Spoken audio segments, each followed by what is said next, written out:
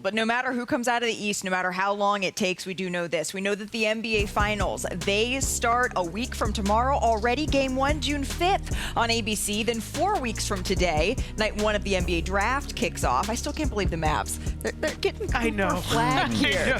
And then the start of NBA free agency, it rounds out a very busy month of June in the NBA calendar. Now, our senior insider, Shams Charania, he's already started to lay the groundwork, explaining how crazy this summer is going to be.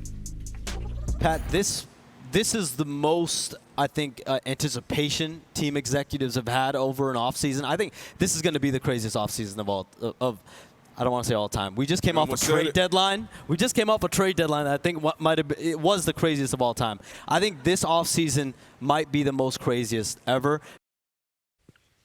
Oh, well, it sounds like the trade winds are kicking up. I know when that happens, there's one expert that we all must turn to. Oh, me. Yeah. That sounds like a job for Wendy's Tower of Power.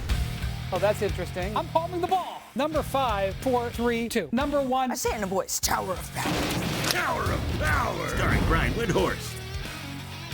I roll UD. I just want you to take notes. All right. Number 5, as we go into this offseason, let's talk about cap space, as in there ain't any. There's an absolute log jam here. No cap. We're going to, unfortunately, it is no cap. There's no money. I will say this. There are 2 All-NBA players who are going to be possible free agents. That is LeBron James and James Harden. And I don't think they're going anywhere. I think they're staying in L.A. In fact, I'm not even sure LeBron's going to opt out. He may just opt into that contract. The point is, there's not that many teams to pay, and there's not that many superstars going to be available. So just keep that in mind as we go through the rest of this. What free agents are available? Let's look at number 4. We talked about one of them a minute ago, and that's Julius Randle, who is hopefully not playing his last game as a Wolf tonight, but he and Miles Turner of the Pacers, both still alive, both are unrestricted free agents. I would expect both of them to stay put. That said, if you do have dreams of getting a player in free agency, it's probably going to be one of these 2 guys. Number 3, you just mentioned it, Malika, June 25th, the draft. Some years we expect July 1st to be the big time for off-season activity. I think the draft time will be very big this time. You saw there the Spurs at number 2. There are the 76ers at number 3.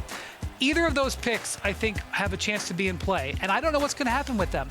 Maybe the Spurs will trade it for a player. Maybe the Spurs will trade it back. Maybe the Sixers will trade up with the Spurs. Maybe the Sixers will trade back. Maybe they'll trade out.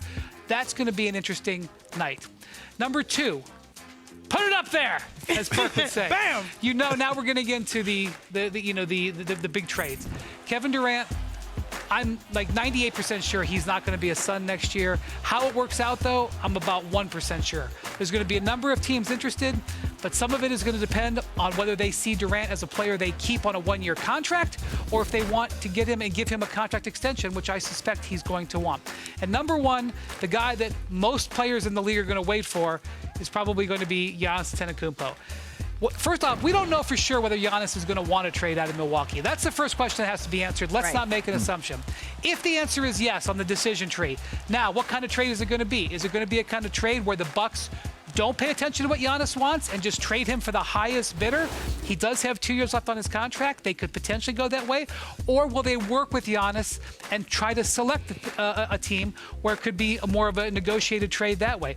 But the key thing to keep in mind when it comes to the Bucks, they don't control their draft for the next 5 years. So unless they're making a deal with the New Orleans Pelicans, who own most of those draft selections, do not expect us to kick off a rebuild. If you're going to bring an offer for Giannis, whether he's on board or not, it better have something that keeps the Bucks competitive. My brain has been 100% consumed with these NBA playoffs, and yet this is the juggling that we have to do as people in this space. Chene, when you're looking ahead, and I know that we haven't done a whole lot of this, to the offseason and what the biggest storyline is going to be, what pops up in your mind? I mean, it's number 1 and 2, obviously. You know, Giannis Antetokounmpo, again, we're not making assumptions that he leaves, but if he does choose that, 29 teams are going to be like, hello, hey, how you doing? And there are a couple that really will look to him as the guy that can fix a lot of their problems. We're on this morning, Wendy talking about get up, like if the Knicks series doesn't go wrong, the conversation is going to be, can Giannis fix them? In Houston, all right, they've got a lot of young stars. Can Giannis get them over the hump? In Golden State, is Giannis the right running mate to go alongside Steph Curry? That was good restraint, putting Houston as like the 4th team. And you see what I did there? I ended with your Golden State there.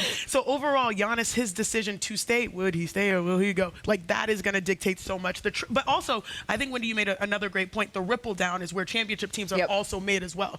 operating on the fringes. Like, you think about a Drew Holiday, you think about a Hartenstein, how those types of moves elevate teams. Yeah, and make no mistake about it. The body of work that these guys have put in, the resumes that these guys have, they've earned the right to sit at the top and decide where they want to play and pick and choose where they want to go and where they don't want to go. And I'm sure these guys are looking at teams that really have a chance to be in the championship and really win a ring. And they've earned that right. They deserve that. So shout out to those guys. I wish them the best luck. It goes down. I wish them the best luck. Maybe not. We'll just see. We'll just see if they get to choose. I don't think they need the money. I'm not arguing that they don't have the right. I'm just saying maybe that's the way it goes and maybe it doesn't. We'll watch. The 4 teams You would know left, before me. 2 guys I don't know who about that. Wendy's looking at, Julius Randle here and Miles Turner. All right, let's get back to the conference finals. Wanna try to boast at what I look like. Keep them going, try to wear, I pull up long range.